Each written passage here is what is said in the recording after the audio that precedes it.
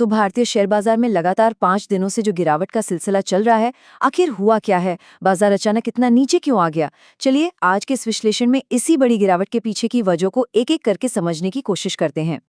Sensex में 556 अंकों की भारी गिरावट, ये सिर्फ एक नंबर नहीं है, बल्कि बाजार में जो बेचैनी फैली हुई है ना, उसका एक साफ साफ इशारा है। पर कहानी बस यहीं खत्म नहीं होती। और देखिए, ये गिरावट कोई एक दिन की बात नहीं है। ये लगातार 5वां दिन था जब बाजार लाल निशान में बंद हुआ। इससे पता चलता है कि निवेशकों पर बिकवाली का दबाव लगातार बना हुआ है। तो सवाल ये है कि ये गिरावट आखिर कितनी गहरी थी? चलिए सबसे पहले कुछ जरूरी आंकड़ों पर एक नजर डालते हैं, जिससे पूरी तस्वीर और साफ हो जाएगी।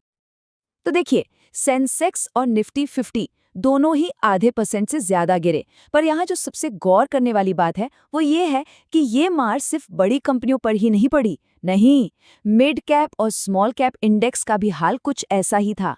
मतलब साफ है, बिकवाली का जो प्रेशर था वो पूरे बाजार पर था, छोटी बड़ी हर तरह की कंपनियों पर। तो फिर सवाल वही है कि इस गिरावट के पीछे की वजहें क्या हैं?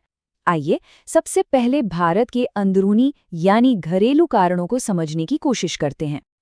असल में बाजार पर एक साथ कई तरफ से प्रेशर बन रहा था। एक तरफ तो विदेशी निवेशक लगातार पैसा निकाल रहे थे, दूसरी तरफ रुपया अपने रिकॉर्ड निचले स्तर पर पहुंच गया था। और इन सब के ऊपर से अमेरिका के साथ व्यापार को लेकर चिंताएं और आईटी सेक्टर पर एक नया दबाव, इन सब ने मिलकर माहौल को और खराब कर दिया। यहाँ पर ये FII आउटफ्लो को समझना बहुत ज़रूरी है।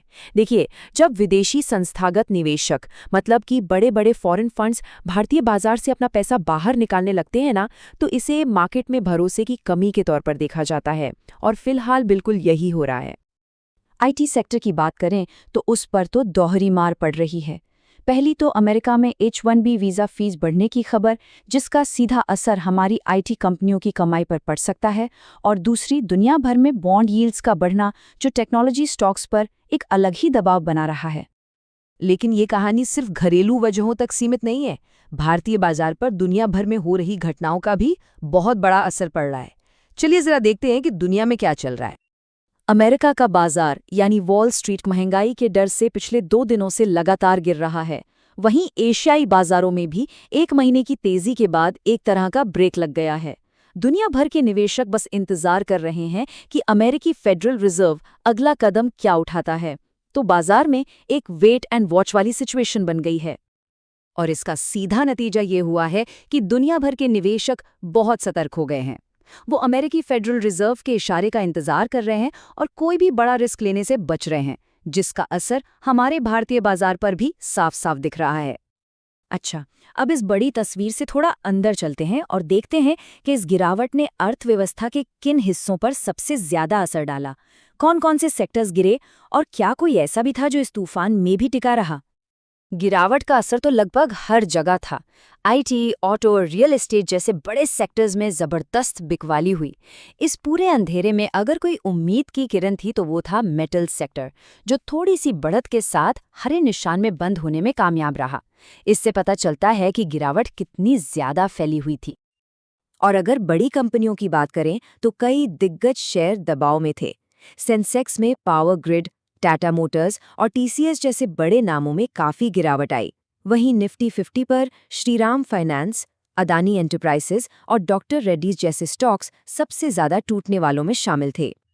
तो इन सारे आंकड़ों और कारणों को मिलाकर बाजार के मौजूदा माहौल के बारे में क्या समझ आता है? चलिए इस मूड को समझने की कोशिश करते हैं। अब एक ऐसे आंकड़े पर ध्यान देते हैं जो बाजार की घबराहट को शायद सबसे अच्छे से दिखाता है। पिछले सिर्फ 5 दिनों में इंडिया विक्स 9% उछल गया है, और ये आंकड़ा अपने आप में बहुत कुछ कहता है।